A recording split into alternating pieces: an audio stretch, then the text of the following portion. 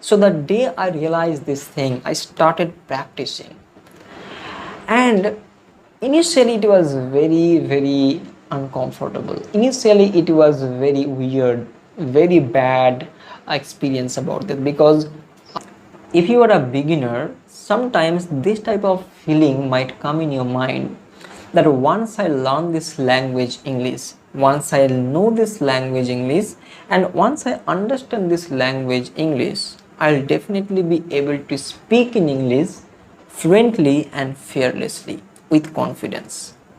So if you have this type of feeling, or if you had this type of feeling, or if you think like this, then this video is for you, because in this video I'm exactly going to point out this particular idea, this particular feeling, that whether it is really like that or something else. That is what I am going to discuss in this video.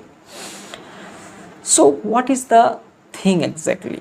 What is my experience? So let me share with you my experience with you about this particular point. I remember that since my childhood, I have been learning this language English. Even you are also learning this language English since your childhood. Maybe some persons are not, but most of us will learn English from our childhood. When I was in standard 1, so that time I was introduced to the alphabet, like A, B, C, D, A to Z. And again, the higher class I am going, like class 2, class 3, like words, after that sentence, after that parts of speech, after that noun, pronoun, like that in details, after that narration, after that clause, tenses, common errors, and many other things. So like this, I remember I invested many years in learning the grammar, in learning the deep grammatical things, grammatical jargons. Okay. And even after passing the college, I was not able to speak English fluently and flawlessly. It's not like that I was not able to speak. No, it's not like that. I was able to speak, but not as I expected to be. Not like that. Okay, not fluent, not flawless, not confidently. I could speak, but somewhere in the back of my mind, I had this type of feeling that no, the way I'm speaking English, that is not natural. There was no natural touch. Even I was not comfortable, I was not satisfied. The choice of words were also not up to the mark. Okay, so it was artificial, it was like nervous, it was weak. So it's not like that I don't know language. I knew the language, I knew the grammar, I knew the grammatical errors and all, everything I was aware of. Despite knowing everything, I was not able to speak fluently and flawlessly. I'm using this word fluently and another word that is flawlessly very carefully, by the way, because I'm talking about fluency and flawless speaking. I'm not talking about normal general speaking. No, I'm not talking about that. So to be a very precise answer to this question, if you ask me, Rajib, that once I learn this language, once I know this language, once I understand the language, whether I'll be able to speak this language fluently or flawlessly, yes or no, I'll say that no, it didn't happen with me. So this is my experience, this is my understanding, this is my real happening that happened with me. Okay, that's why in 2020 I started learning this language. Not grammar, not common errors, not narration, not voice, not sentence, anything, just speaking. I was not aware of the problem. What was the problem? Because I invested much time in learning the grammar. I invested much time in understanding the language structure. Getting my point? So what I invested time in? I invested time in reading and I invested time in writing. So I was very good at reading. I was very good at writing, I had no problem. I had the satisfaction in writing because I could write the letter, I could write the essay, I could write any other formal letters and all. So writing part I was good at. Even I was good at reading, understanding. Even I used to read in a book, so that time I could understand very easily. But the moment I tried to speak in that language, that time I was not fluent. That time I was very slow, very unnatural, very artificial, and unsatisfied also. I didn't have that type of feeling that yes, I'm satisfied. That means I had a feeling, this type of feeling that yes, this is what I want to speak, but a half of that particular feeling was in my brain, was in my mind, and a half of that was expressed. So this type of feeling I had, to be very precise, to be very frank with you. So this is what I had, okay?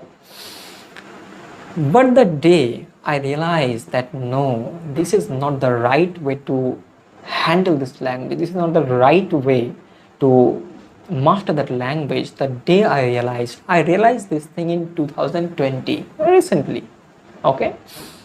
I realized that I invested time in reading and writing. So that is what was in the traditional study, okay? That is my traditional study. You might have also experienced this thing and you are also going through this particular thing, okay? That you understand this thing.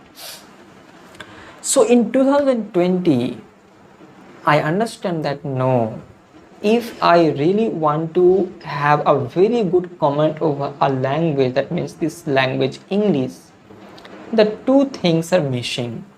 The first thing is missing, that is listening. And the another most important thing that is missing, that speaking practice. So what I was missing with? I was missing with this listening, because the teacher, those who used to teach me English, they used to teach in Bengali, because I belong to a Bengali family. So the teacher, those who used to teach English, they also used to teach in Bengali, okay? Even in school, even in tuition, everywhere, I didn't get the environment of English at all, because I am from Bengali medium school. I'm not any English medium school. I didn't get in touch of that, okay? So that is the first problem. So I didn't get the environment of listening, good listening. The second thing I observed, that is the speaking practice. I didn't have any friend that they could speak in English. Even I didn't have that much realization, that much deep realization that yes, if I definitely want to improve my English, I have to speak, I have to practice speaking with my mouth. So that realization was also not there.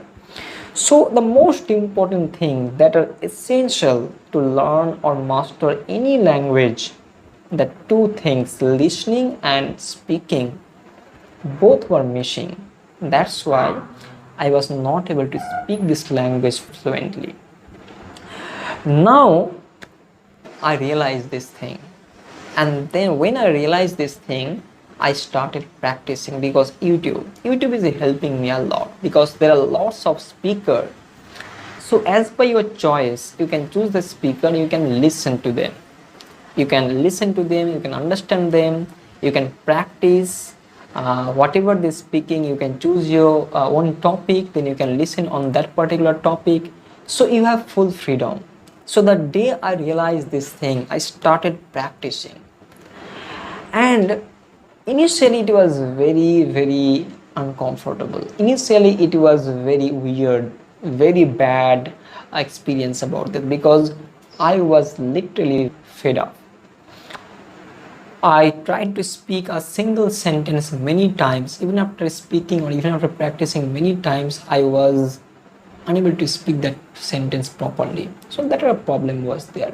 But slowly, gradually, now you can see that I'm speaking in front of camera in English that is much better than I used to speak earlier. So whatever I am right now, Whether it is good, bad, it is up to you. But whatever it happened, the change happened. So that only possible because I practice. If I had not invested much time in practicing, that means in speaking and listening, this change would not have been possible now. So this is my experience. So what is your point of view? Let me know in the comment section below. I'll definitely love to listen to you, your perspective. I'll come back with more such interesting, more such powerful video to help you understand this language, help you master this language, and ultimately to speak this language fluently and flawlessly. Bye.